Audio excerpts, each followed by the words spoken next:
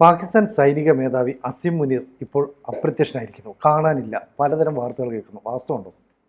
നമുക്കതിലേക്ക് വരാം. അതിനു മുമ്പ് ഈ ഒരു വാർ എന്ന് പറയുന്നത് ആളുകൾ തമ്മിൽ ദീർഘനേരെ യുദ്ധം ചെയ്യുന്നതും അല്ലെങ്കിൽ വിമാനങ്ങൾ കപ്പലുകൾക്ക് ഉപയോഗിച്ച് അല്ല കര നാവിക വ്യോമ ശേഷികൾ തമ്മിലുള്ള ഒരു പോരാട്ടം മാത്രമല്ല യുദ്ധം എന്ന് പറയുന്നത്. യുദ്ധത്തിന് പല തലങ്ങളും. ഒന്ന് ഡിപ്ലോമാറ്റിക് വാർ, നയതന്ത്ര തലത്തിലുള്ള യുദ്ധം. ഇപ്പോൾ നമ്മൾ കണ്ടുകൊണ്ടിരിക്കുക നയതന്ത്ര തലത്തിലുള്ള യുദ്ധം എന്ന് പറയുമ്പോൾ വലിയ തോതിൽ ഇന്ത്യ അതിൽ ജയിച്ചു കഴിഞ്ഞു. കാരണം പാകിസ്ഥാനുമായിട്ടുള്ള നമ്മുടെ സിന്ധു നദീജല കരാർ നമ്മൾ റദ്ദാക്കി. അതോടുകൂടി തന്നെ പാകിസ്ഥാനിൽ വലിയ പ്രശ്നമായി. പാകിസ്ഥാനിൽ പ്രശ്നമായെന്ന് മാത്രമല്ല, വെള്ളത്തിൻ്റെ ഇപ്പോൾ സിന്ധു മേഖലയിൽ ഗിൽജിത്ത് ബാൾട്ടിസ്ഥാൻ മേഖലയിലൊക്കെ പ്രതിഷേധ പ്രകടനം നടക്കുന്നതാണ് ഇപ്പോൾ വാർത്ത.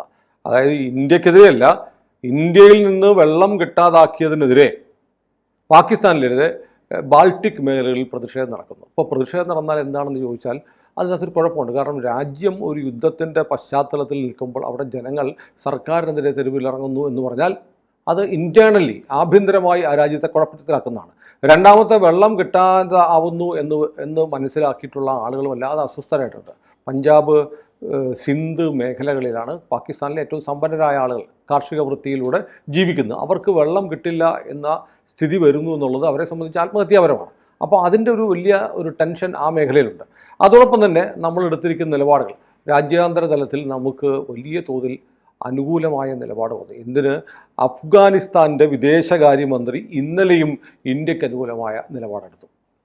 അപ്പോൾ നോക്കുമ്പോൾ ചുറ്റുമുള്ള രാജ്യങ്ങളെല്ലാം ഇന്ത്യയെ പിന്തുണയ്ക്കുന്നു. ഇപ്പോൾ നമ്മൾ പറയുന്നു തുർക്കി കുറേ മിസൈൽ കൊണ്ട് പാകിസ്ഥാന് കൊടുത്തു, ചൈന സഹായിക്കും എന്നൊക്കെ പറഞ്ഞു കേൾക്കുന്നു. തുർക്കിയുടെ അവസ്ഥ എന്ന് പറഞ്ഞാൽ തുർക്കിയിൽ ദാരിദ്ര്യം എന്ന് പറഞ്ഞ് കേരളത്തിൽ നിന്ന് പിണറായി വിജയൻ ബജറ്റിൽ തുർക്കിക്ക് ഒരു 10 കോടി രൂപ കൊടുത്തത്. അപ്പോൾ തുർക്കിക്ക് എത്രമാത്രം ശേഷിയുണ്ടെന്ന് കണ്ടറിയണം. തുർക്കി മോശം രാജ്യമൊന്നുമല്ല.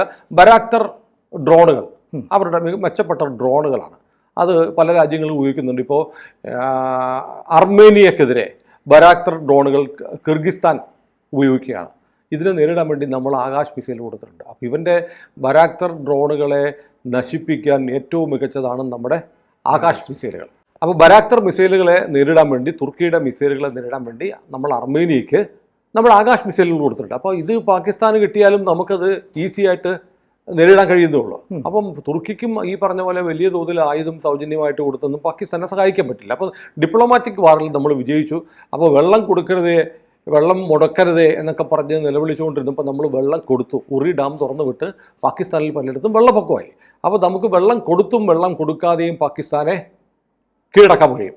രണ്ടാമത്തതാണ് ഈ പറഞ്ഞ പോലെ ഒരു ഇൻഫർമേഷൻ വാർഫെയർ ഉണ്ട്. അതായത് വിവരങ്ങൾ പുറത്തേക്ക് വിടുക എന്നുള്ളത്. അപ്പോൾ അങ്ങനെ വിവരങ്ങൾ പുറത്തേക്ക്, പല നിർണായകമായ വിവരങ്ങളും പുറത്തേക്ക് വരുമ്പോഴത്തേക്ക് അതറിഞ്ഞിട്ട് വല്ലാതെ ക്ഷീണിച്ചു പോകും. അപ്പോൾ നമ്മുടെ ചില രഹസ്യങ്ങൾ, ഇപ്പോൾ സിനുവും ഞാനും തമ്മിലുള്ള എന്തെങ്കിലും രഹസ്യ ഇടപാടുകളുണ്ടെങ്കിൽ, എന്തെങ്കിലും ട്രാൻസാക്ഷനൊക്കെ ഉണ്ടെങ്കിൽ അത് പബ്ലിക്കായി കഴിഞ്ഞാൽ നമുക്ക് പബ്ലിക്കിനെ പിന്നെ ഫേസ് ചെയ്യാൻ പറ്റില്ല.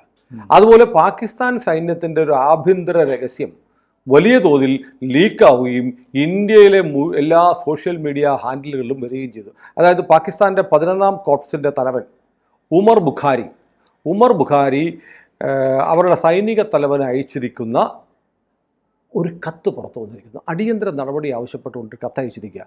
ഒമർ അഹമ്മദ് ബുഖാരിയുടെ കത്ത് 26-ാം തീയതി ഡേറ്റ് വെച്ചിരിക്കുന്ന കത്താണ്. ആ കത്തിൽ 2-3 പ്രധാനപ്പെട്ട പോയിന്റുകൾ പറയുന്നു. അദ്ദേഹം പറയുന്നു, നമ്മുടെ ചില സേനാദളങ്ങൾക്ക്, എൻ്റെ കീഴിലുള്ള സേനാദളങ്ങൾക്ക് ചില പ്രശ്നങ്ങളുണ്ട്. ഒന്ന്, 12ാം കോപ്സ്, സൈന്യത്തിൻ്റെ 12ാം കോപ്സിലെ 120 ഓഫീസർമാർ രാജിക്കത്ത് വന്നിരിക്കുന്നു. അതോടെ ഭടന്മാരായ 400 പേരും രാജിവെച്ചിരിക്കുന്നു. ഇവർ രാജിവെച്ചാൽ ഈ 12ാം കോപ്സിലെ 120 ഓഫീസർമാരും 400 ഭടന്മാരും രാജിക്കത്ത് തന്ന പശ്ചാത്തലത്തിൽ പടിഞ്ഞാറൻ അതിർത്തിയിൽ നമ്മുടെ ഇൻഫൻട്രി റെജിമെൻറ്റിൻ്റെ പ്രവർത്തനം അവതാളത്തിലാവും. ആ കത്തിൽ രണ്ടാമത് പറയുന്നു, force command northern area FCNA, അവിടെ 80 സൈനിക ഓഫീസർമാരും 350 ഭടന്മാരും രാജിവെച്ചിരിക്കുന്നു. അത് നമ്മുടെ മൗണ്ടൻ ബറ്റാലിയൻ, പർവ്വതനിരകളിൽ പോരാടുന്ന സേന, അവിടെ വലിയ ഗുരുതരമായ പ്രതിസന്ധി. ഓഫീസർമാരെല്ലാം പോയി, 300 പേര് രാജിവെച്ചു. അപ്പോൾ അങ്ങനെ ഒരു ഓഫീസർമാർ പടക്കളത്തിൽ വെച്ച് പടത്തലവന്മാർ ഓടിപ്പോയാൽ ബാക്കി പട്ടാളം എന്ത് ചെയ്യും? അവരിപ്പോൾ 300 പേര് രാജിവെച്ചിരിക്കുന്നു, ബാക്കിയുള്ളവരും രാജിവെക്കും. അതുകൂടാതെ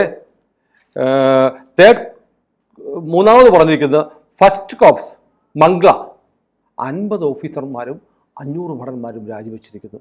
അത് മെക്കനൈസ്ഡ് ഇൻഫൻട്രി ആർട്ടിലറി റെജിമെൻറ്റ്, മുൻനിരയിൽ പോകുന്ന റെജിമെൻ്റാണ്. ഇവയുടെ പ്രവർത്തനങ്ങളെ ബാധിക്കും. അപ്പോൾ പാകിസ്ഥാനിൽ ലഫ്റ്റനൻറ്റ് ജനറൽ ഒമർ അഹമ്മദ് ബുഖാരിയുടെ, അത് 11ാം കോപ്സിൻ്റെ തലവനാണ്, അദ്ദേഹത്തിൻ്റെ കീഴിലുള്ള 3 സേനാദളങ്ങളിൽ നിന്നുമായി 100 കണക്കിന് ഓഫീസർമാരും ഭടന്മാരും രാജിവെച്ചിരിക്കുന്നു. ഇപ്പോൾ ലേറ്റസ്റ്റ് കണക്കനുസരിച്ച് 250 ഓഫീസർമാരും 4000-ഓളം ഭടന്മാരും രാജിക്കത്ത് കൊടുത്തിരിക്കുന്നു എന്നാണ് ഒരു സേനാദളത്തിൻ്റെ, അതായത് ഇന്ത്യയുമായി ഒരു യുദ്ധമുണ്ടായാൽ ആദ്യം പോരാട്ടത്തിനിറങ്ങേണ്ടുന്ന സേനാദളത്തിൻ്റെ കമാൻഡറായ ഒമർ അഹമ്മദ് ബുഖാരി അസിം മുനീറിന് അയച്ചിരിക്കുന്ന കത്തിൽ പറയുന്നത്. അസിം മുനീറിന് അയച്ച കത്തിൽ അദ്ദേഹം പറയുന്നുണ്ട്, എന്തുകൊണ്ടാണ് ഇവർ രാജിവെച്ചിരിക്കുന്നതെന്ന് ചോദിച്ചാൽ ഇവരുടെ കുടുംബങ്ങളിൽ നിന്ന് ഭയങ്കര പ്രഷർ ഉണ്ടാവുന്നു, പിന്നെ ഇവരുടെ മാനസിക നില അസ്വാഭാവികമായിട്ട് ഈ ആളുകൾ പെരുമാറുന്നു. അതുകൂടെ മാത്രമല്ല, ഇന്ത്യയുമായി ഒരു യുദ്ധത്തിന് ഉള്ള സാഹചര്യം തെളിഞ്ഞു വരുന്നു. അതുകൊണ്ട് നമ്മൾ നന്നായി തയ്യാറായിട്ടില്ല. ഈ ഭയം മൂലം വലിയ തോതിൽ ഓഫീസർമാരും ഭടന്മാരും രാജിവെച്ചിരിക്കുന്നു എന്ന് പറഞ്ഞ് പാകിസ്ഥാൻ 11ാം കോപ്സിൻ്റെ 11ാം ദളത്തിൻ്റെ ലഫ്റ്റനൻറ്റ് ജനറൽ എന്ന് പറഞ്ഞാൽ വലിയ പദവിയാണ്. ആ ദളത്തിൻ്റെ മേധാവി, അതായത് ഇന്ത്യയുമായി യുദ്ധമുണ്ടായാൽ ഏറ്റവും മുൻനിരയിൽ വരേണ്ട ആ സൈനിക ദളത്തിൻ്റെ മേധാവി പാകിസ്ഥാൻ കരസേനാ മേധാവിക്ക് അയച്ച കത്ത് ഇപ്പോൾ പുറത്തു വന്നിട്ടുണ്ട്. ഇത് ഞാൻ പറഞ്ഞ ഇൻഫർമേഷൻ വാർഫെയറിൻ്റെ ഭാഗമാണ്, മറ്റേ ഇൻഫർമേഷൻ ടെക്നോളജി അല്ലേ ഞാൻ ഉദ്ദേശിക്കുന്നത്. വിവരങ്ങൾ ചോർത്തിയെടുത്ത് വലിയ തോതിൽ സ്പ്രെഡാക്കുക. അതോടുകൂടി ഉണ്ടാകുന്ന കുഴപ്പമെന്നറിയോ, ഈ വാർത്ത നമ്മുടെ സോഷ്യൽ മീഡിയ ഹാൻഡിലുകളിൽ ഇന്ത്യയിൽ മാത്രമല്ല പാകിസ്ഥാനിലും എത്തും. പാകിസ്ഥാനിലെ മറ്റ് സൈനിക വിഭാഗങ്ങൾ ഇത് കാണും. അവിടെ ഇത് ഈ 11ാം കോപ്സിലെ ആളുകൾ ഇത്രത്തോളം രാജിവെച്ചോ, അപ്പോൾ അങ്ങനെ ഉണ്ടെങ്കിൽ അവർ അതിർത്തിയോട് ചേർന്ന് നിൽക്കുന്നവരാണ്, അവർക്കറിയാം എന്താണ് സിറ്റുവേഷൻ എന്നറിയാം. അതുകൊണ്ട് അവരിത്രയും പേടിച്ചിട്ടുണ്ടെങ്കിൽ നമുക്കും പ്രശ്നമാണല്ലോ എന്ന് പറഞ്ഞ് ഇവരുടെ ആത്മവീര്യം ചോർന്നു പോകുന്നു. അപ്പോൾ നേരത്തെ പറഞ്ഞ പോലെ ഡിപ്ലോമാറ്റിക് വാർഫെയർ, നേരത്തെ ആംഡ് വാർഫെയർ, കൂടാതെ ഇൻഫർമേഷൻ, വിവരങ്ങൾ ചോർത്തിയെടുത്ത് അത് വ്യാപകമായി പ്രചരിപ്പിക്കുന്ന ഒരു ടാക്ടിക്സ് മുമ്പ് ഇന്ത്യ ചെയ്യാറില്ലായിരുന്നു ഫലപ്രദമായി. ഇപ്പോൾ വളരെ ഫലപ്രദമായി പാകിസ്ഥാൻ്റെ ആഭ്യന്തര രഹസ്യങ്ങൾ, ഈ കത്ത് തന്നെ പുറത്തു വരുന്ന തരത്തിലുള്ള ഒരു തന്ത്രം നമ്മൾ സ്വീകരിച്ചിരിക്കുക. വല്ലാത്ത ഭീതി പാകിസ്ഥാൻ പട്ടാളക്കാർക്ക് ഉണ്ടായിട്ടുണ്ട്. അല്ലെങ്കിൽ 500ഓളം ഓഫീസർമാരും 5000-ഓളം സൈനികരും രാജിവെച്ചു എന്നുള്ള വാർത്ത പുറത്തു വരികയും ഇത് പാകിസ്ഥാൻ നിഷേധിച്ചിട്ടില്ല. കാരണം ഇത് ഫേക്ക്. 26-ാം തീയതി ഡേറ്റ് വെച്ച് പുറത്തിറങ്ങിയ ഈ കത്ത് ആർമി ഹെഡ്ക്വാർട്ടേഴ്സിലേക്ക് കരസേനാ മേധാവി അസിം മുനീർ അയച്ച കത്ത് പുറത്ത് വന്നിട്ട് ഇന്ന് 29 ഡേറ്റ്. 3 ദിവസത്തിനുള്ളിൽ ഇത് വ്യാജമാണ്, ഇങ്ങനൊരു സംഭവമില്ല എന്ന് നിഷേധിക്കാൻ പോലും പാകിസ്ഥാൻ സൈന്യത്തിന് കഴിഞ്ഞിട്ടില്ല. ഒന്നാമത്തെ കാര്യം. ഈ എന്തുകൊണ്ട് നിഷേധിക്കാൻ കഴിയുന്നില്ല എന്ന ചോദ്യത്തിനുള്ള ഉത്തരവാണ് സിനു ചോദിച്ച ആദ്യത്തെ ചോദ്യം. എവിടെ അസിം മുനീർ? അസിം മുനീർ എന്ന് പറയുന്ന മനുഷ്യനെ സംബന്ധിച്ച് നമുക്കൊന്നും പാകിസ്ഥാൻ്റെ കരസേനാ മേധാവിയെ കുറിച്ചൊന്നും അങ്ങനെ അറിയില്ലായിരുന്നു. പക്ഷേ 2 ആഴ്ച മുമ്പ് ഇയാൾ നടത്തിയ വിവാദപരമായ ഒരു പ്രസംഗത്തെ തുടർന്നാണ് അസിം മുനീർ നമ്മുടെ നാട്ടിലും അത്യാവശ്യം എല്ലാവർക്കും അറിയാവുന്ന ആളായിട്ട് മാറിയത്. അയാൾ പറയുന്നത് എന്താ, പാകിസ്ഥാനെ ജുഗുലാർ വെയിനാണ് കാശ്മീർ, കഴുത്തും ഹൃദയവും തമ്മിൽ ബന്ധിപ്പിക്കുന്ന പ്രധാനപ്പെട്ട ധമനിയാണ്. അതില്ലെങ്കിൽ അതിലൂടെ രക്തമോട്ടം ഉണ്ടായില്ലെങ്കിൽ കഴുത്ത്, തലച്ചോറൊന്നും പ്രവർത്തിക്കില്ല. അതുകൊണ്ട് കാശ്മീർ അങ്ങനെയാണ്, കാശ്മീർ ഞങ്ങൾ പിടിച്ചെടുക്കും. ഇന്ത്യ കാശ്മീരിൽ മറ്റ് സ്ഥലങ്ങളിൽ നിന്നുള്ള ആളുകളെ കൊണ്ടുവന്ന് അവിടുത്തെ ഡെമോഗ്രാഫിയിൽ, ജനസംഖ്യയിൽ മാറ്റം വരുത്തുകയാണ്. ഇത് ക്ഷമിക്കില്ല. കാശ്മീർ ജനങ്ങൾക്കൊപ്പം ഞങ്ങൾ നിൽക്കും. കാശ്മീർ ഞങ്ങളുടേതാണ് എന്ന് ഒരു സൈനിക മേധാവി പരസ്യമായി പറയുക എന്ന് പറഞ്ഞാൽ അസ്വാഭാവികമാണ്.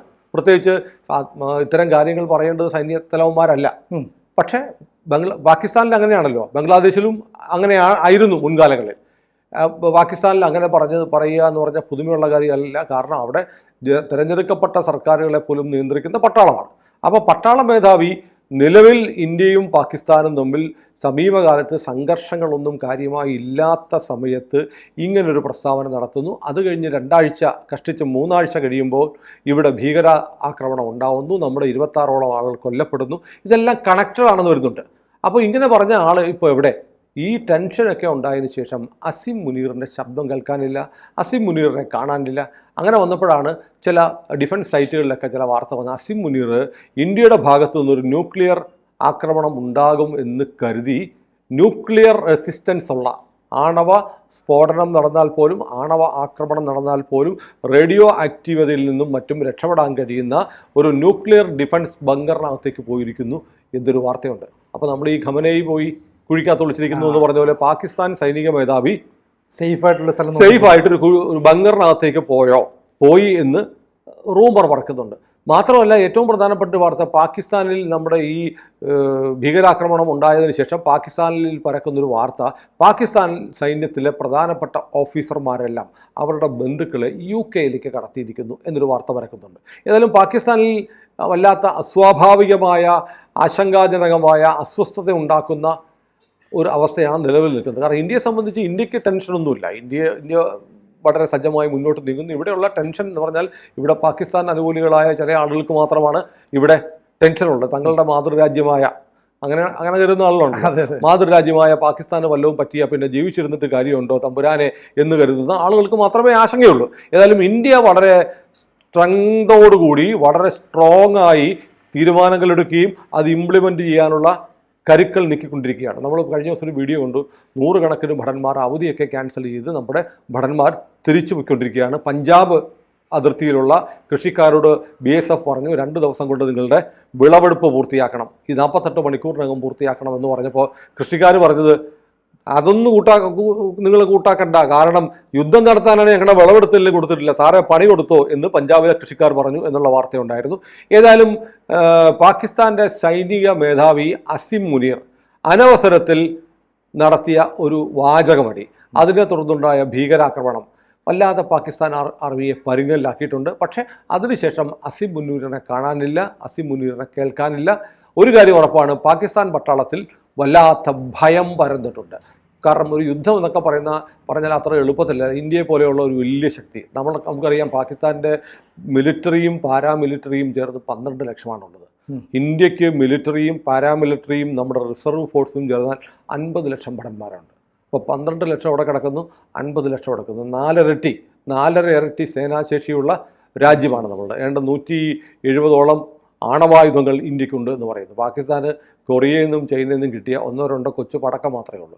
ഇതും വെച്ചുകൊണ്ടൊന്നും മുന്നോട്ട് പോകാൻ കഴിയില്ല. ഏതായാലും പാകിസ്ഥാൻ സൈന്യത്തിൽ ഒരു പക്ഷേ സൈന്യം തങ്ങളുടെ ആയുധങ്ങൾ വിട്ടിട്ട് ഓടിപ്പോയാലും അത്ഭുതത്തിന് വകയില്ലാത്ത ഒരവസ്ഥയിലേക്കാണ് കാര്യങ്ങൾ നടക്കുന്നത്. ഏതായാലും നമുക്ക് എടുത്തു പറയേണ്ടത്, പാകിസ്ഥാൻ ലഫ്റ്റനന്റ് ജനറൽ ഒമർ അഹമ്മദ് ബുഖാരിയുടെ കത്ത് നമ്മുടെ നാട്ടിലെ സാധാരണ ഈ കൊച്ചിയിലും തിരുവനന്തപുരത്തും ഏത് ഗ്രാമത്തിലുമുള്ള ആളുകളുടെ പോലും മൊബൈലിൽ ഇപ്പോൾ ലഭ്യമാകുന്ന സ്ഥിതിയിലേക്ക് എത്തിച്ചു എന്നുള്ളത് ഇന്ത്യയുടെ ഒരു ഇൻഫർമേഷൻ വാർഫെയറിൻ്റെ ഭാഗം കൂടിയാണ്. കൂടുതൽ വാർത്തകളും വിശേഷങ്ങളും നിങ്ങളിലേക്ക് എത്താൻ ABC മലയാളം സബ്സ്ക്രൈബ് ചെയ്യുക, ബെൽ ബട്ടണും അമർത്തുക.